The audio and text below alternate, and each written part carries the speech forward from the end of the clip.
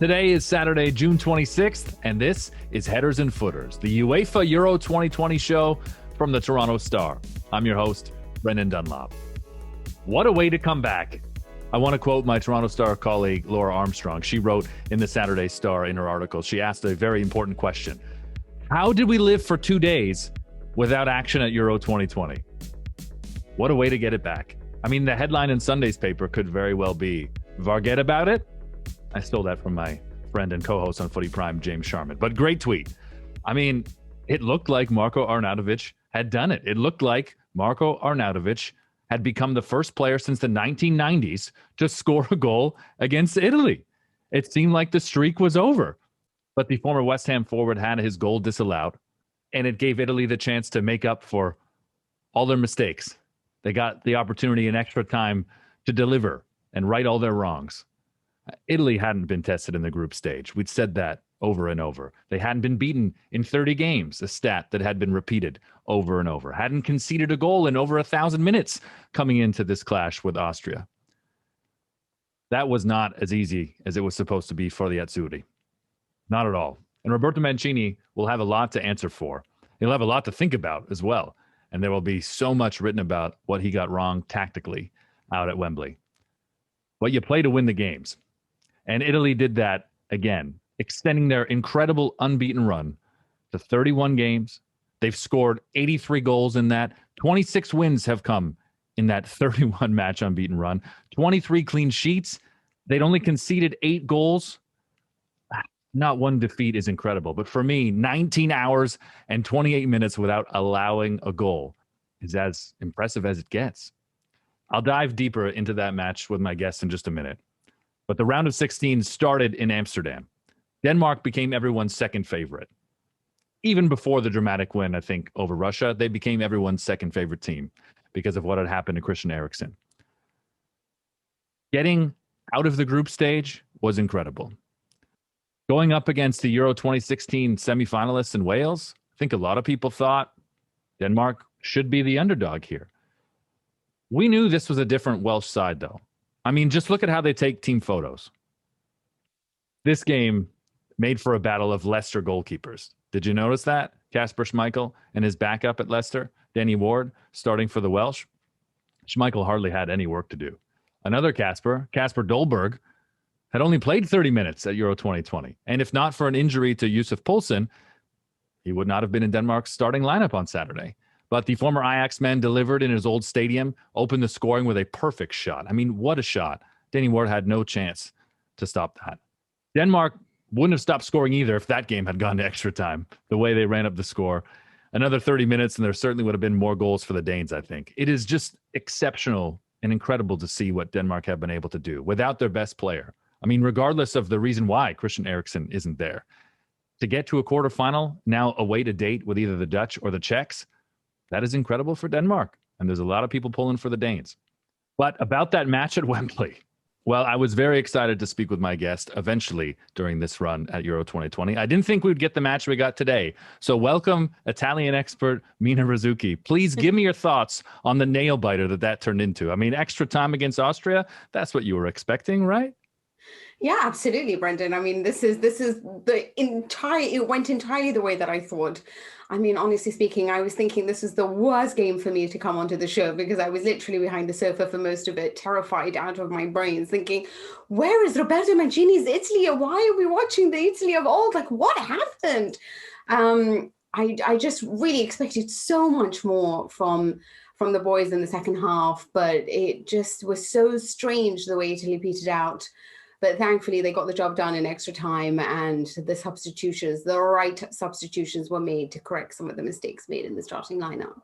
And there were mistakes made. I mean, Marco Verratti, you can understand why he would walk into most starting 11s, but he just, to me, didn't seem a right fit in this team. And we saw the 2 matches without him in the starting 11, and I had thought, I don't know how he kind of walks in there.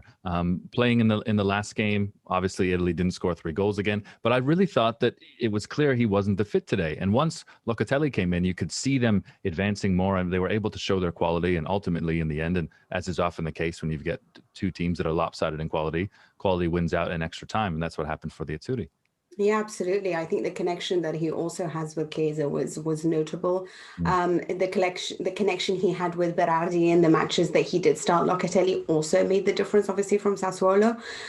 This is the thing. I know that Verratti is very, probably the biggest star that there is in this team, considering what his wages are, 17 million for PSG, and he's the player that's supposed to be able to unlock defenses. Right. But for me, it's kind of always. I'll be honest with you, if I look at PSG, the one place that I think that they've been weak is always midfield. And Verratti's never really managed to resolve many of those issues. I've worried about him when it comes to big matches because he has a tendency to get a yellow card and then another yellow card and then a red card and succumbs to the pressure and the panic that happens to a lot of PSG players in general.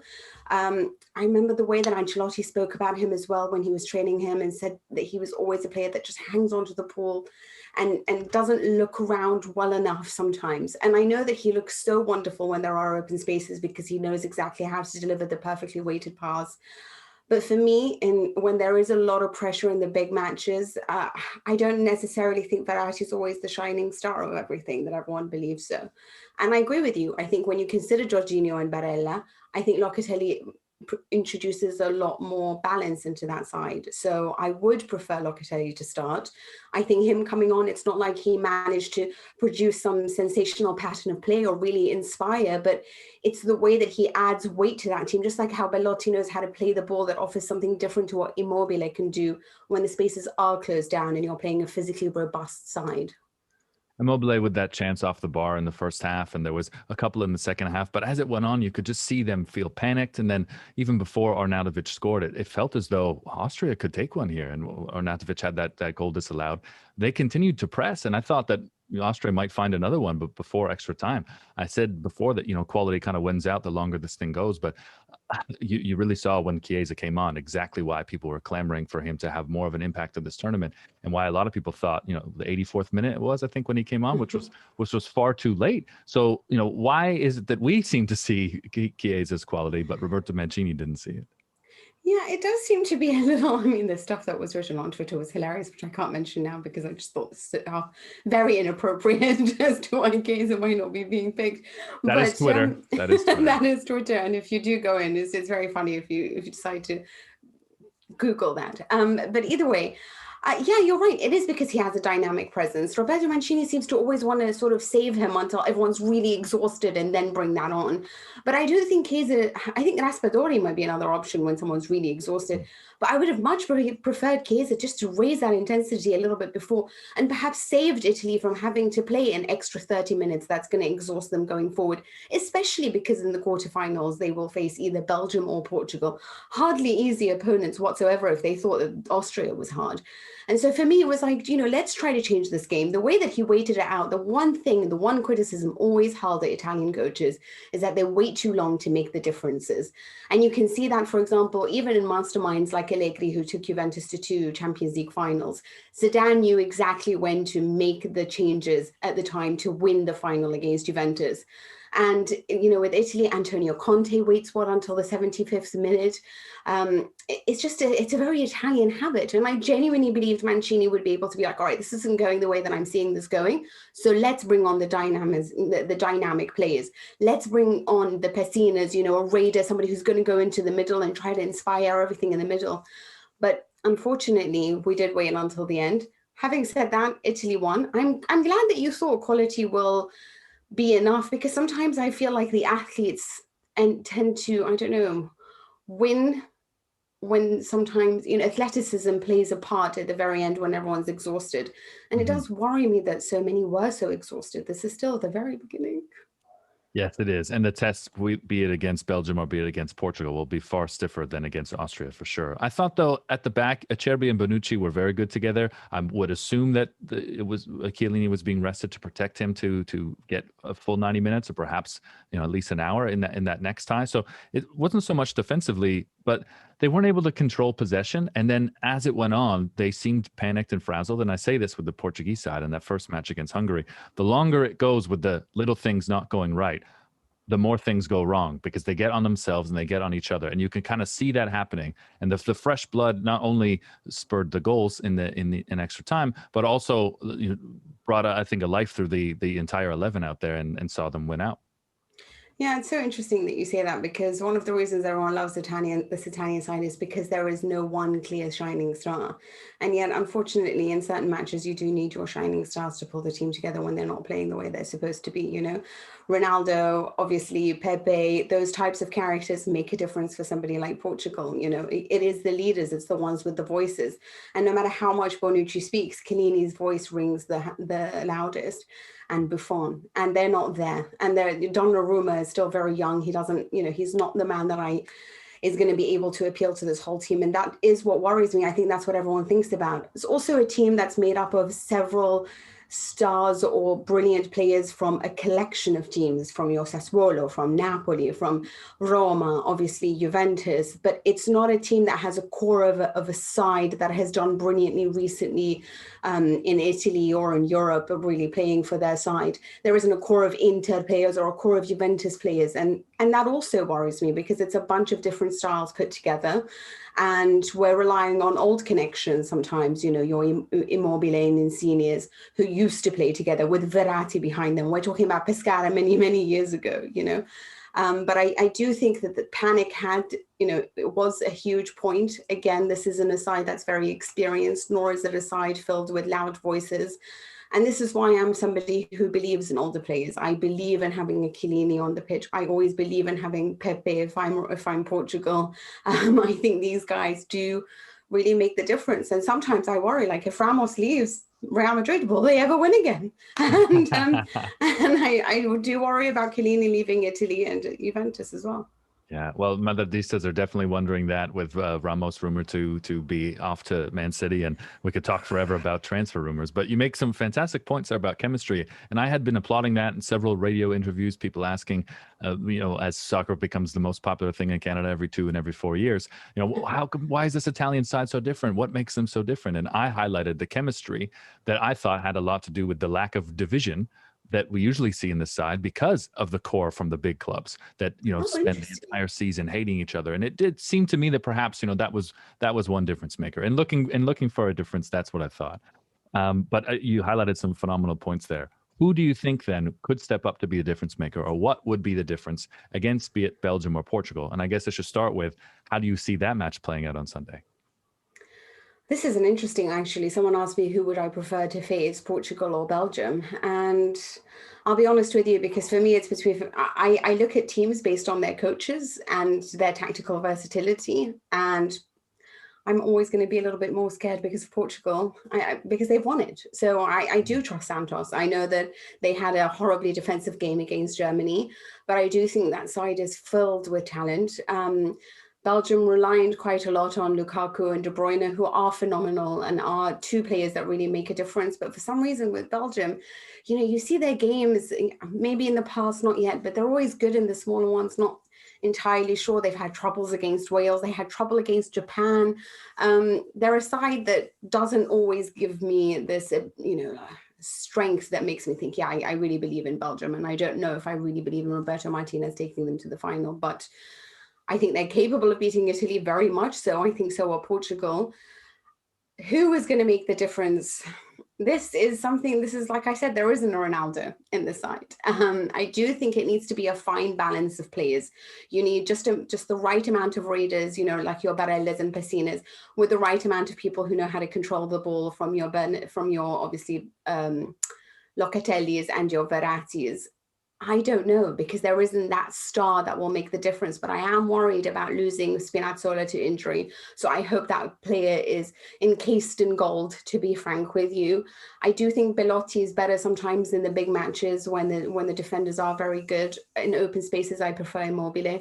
So it depends on how the match is going. And I can understand why Mancini will have to change a lot in the second half, but he has the squad to change it, and he needs to change it quicker, so that we can get to the result quicker, and so confidence doesn't die, and athletes may then take the game forward. So this is why I honestly cannot tell you a name. Chiesa is a fantastic player, but he also has moments that make me want to throttle him when he used to play for Juventus, because he plays with his head down, never with his head up, looking at the right pass. And he's very much a solo artist.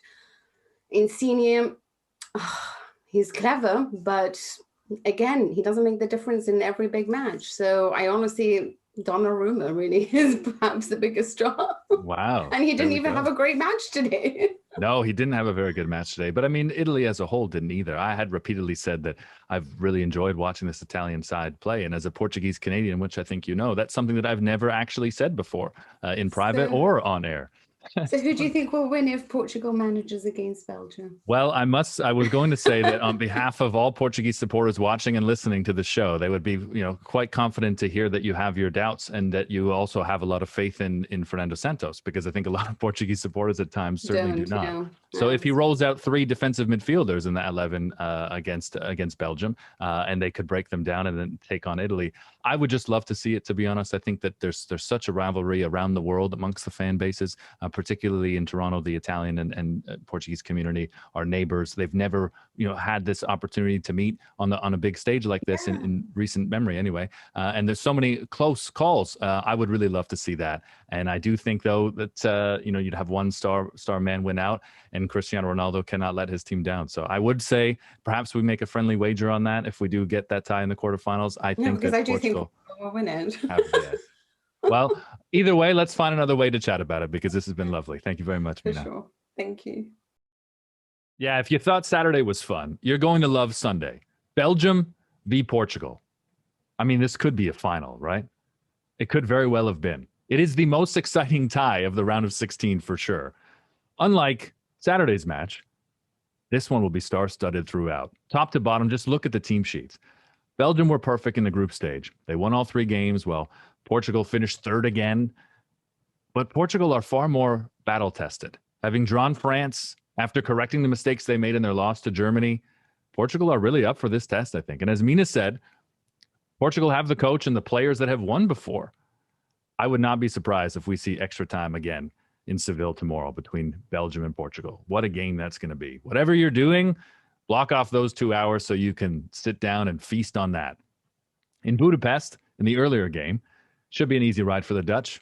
You look at it, we have seen the Schick show before, and that's probably, or what sounds like that, is how many people would have described Dutch football for the last 7 years. But despite the criticism, Frank de Boer has Holland playing some very exciting and entertaining football, which is why they're the favorites, but not as big a favorite as I expected. So there's some real value here if you think the Dutch are going to do it in 90 minutes against the Czechs. When it's all over, you know where to go. Come right here, Headers and Footers. Watch the show every match night on YouTube. Listen and subscribe wherever you get your podcasts. Thanks for joining me, because I've had so much fun, and I'm so glad that we're back with games to talk about, like the game that we're going to get on Sunday. Thanks for kicking it with me.